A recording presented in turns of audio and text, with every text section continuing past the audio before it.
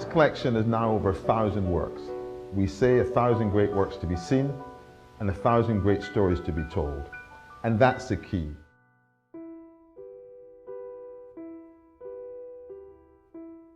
Ben Uri is the oldest Jewish cultural institution in the United Kingdom. It was founded in 1915 in Whitechapel, in essentially the Jewish ghetto, in the second year of World War I.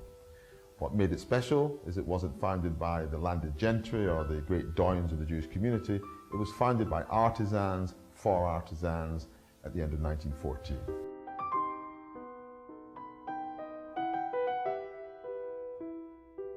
It's a collection of over 1,000 works. Over 70% of the 300 artists were first or second generation immigrants to this country, most of them fleeing for their lives either from Russian pogroms or Nazi Germany. The story of these artists is one often of journeys of emigration, of immigration, of exile.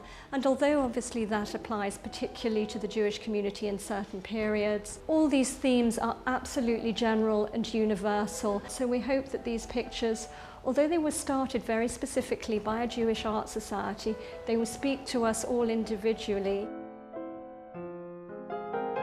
If you look at these paintings alone, you will see how much they have to tell us about Jewish artists who come from émigré families, how much they actually contributed to the vitality of visual art in England.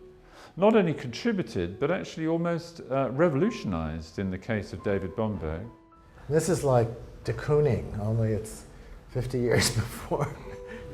This opportunity to see at least some of the highlights of it demonstrate how extraordinary the collection really is. Just for starters, Gertler and Bomberg were important British artists that one doesn't see enough of. And to see the kind of riches that the Ben Uri has, this wall of Bomberg is mind-boggling. They're all extremely good works, and Bomberg is one of the most important artists in the collection and ties through very neatly to contemporary artists in the collection, like Auerbach at the end, who Bomberg actually taught at the Borough Polytechnic in the late 40s. Contrasting these two is quite wonderful because they're both about painting and about the act of painting. It's very interesting to compare the paint strokes, one painting with the other. You've got these very visual things that are really not going to show up any other way. And you want to sort of go back and forth and look at how each painter applies paint. I'm still a great believer that we're not going to be able to replicate museum experiences, and that's why a collection like this has to be available and visible and seen. It doesn't duplicate something that you can see somewhere else. It's not like what you could see at the Tate Britain or Tate Modern or whatever. It's not that we are the same as Tate, because we're not, but we complement Tate. So if you take David Bomberg, for example, we have 9 masterly oils. The Tate have 44 works in their collection. Put the two together, you have David Bomberg. Without Ben Uri's collection being on show, you don't. By collecting the work of these artists, by making sure that they are never overlooked, by exhibiting them, by reproducing them, by getting people to write about them, by generally encouraging everybody to talk about them and discuss their meaning, it keeps that spirit alive, doesn't it, in a very, very vital way.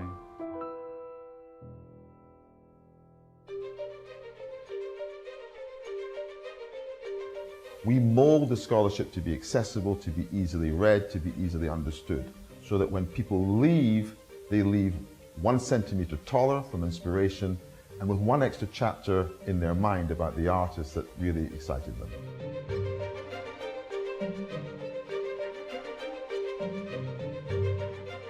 In our education programs, which are national, they're not local, they're not Golders Green or Hendon, they're Tower Hamlets, they're rural Berkshire, they're now only this week Newcastle upon Tyne, 350 miles away. So these children's first introduction to the word Jewish is through our collection. But what's the response? Please miss, my mummy's from Poland. Please miss, my daddy's from Prague. So the whole element of how our society in Great Britain has evolved in becoming a mixed and race and mixed economy, if you like, of different countries, that is exactly the same as our artists have brought to the country. The stories we tell, be it from identity, immigration, through the Holocaust, mainstream stories, they are all hugely relevant to the plethora of communities that exist within the UK and within London today. One feels the Ben Uri is not just a museum of dusty old things, but has a relevance to today's school children, that it's continually evolving, adapting, looking at contemporary issues and applying them to the works that are in the collection. And the Ben Uri is also constantly growing, like the Chagall, the wonderful Chagall, which has just been acquired. In our research, we found out that no British museum has any Chagall crucifixions of any period in their collection. So it really was a very straightforward equation. As long as no other museum in the world had done the research we had, or no other collector had recognized this piece for what it is, we had a chance. Bidding started, and within 60 seconds, the gavel came down. The auctioneer said, "Pour vous, monsieur, pour vous." I was so shocked, I looked behind me, I thought, don't tell me somebody else has got it. And then I realized we had it. It's a triumph for knowledge, it's a triumph for scholarship, and it's a triumph for London, and it's a triumph for Britain. And the fact that Ben Uri, the London Jewish Museum of Art, happened to be the figurehead of that triumph is something that we're very, very proud of.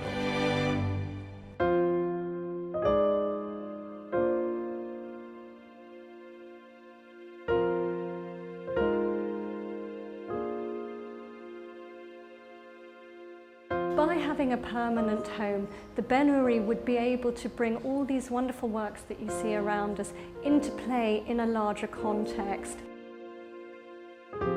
We need a permanent home. It needs to be in the centre of London. It needs to be within 5 or 7 minutes walk of the National Gallery.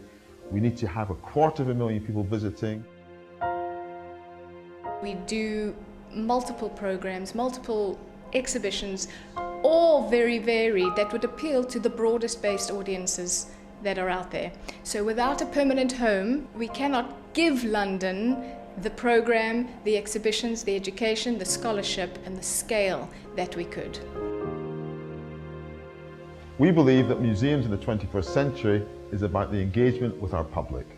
Public from every nationality, every community, and that's why we describe Ben Uri as the art museum for everyone.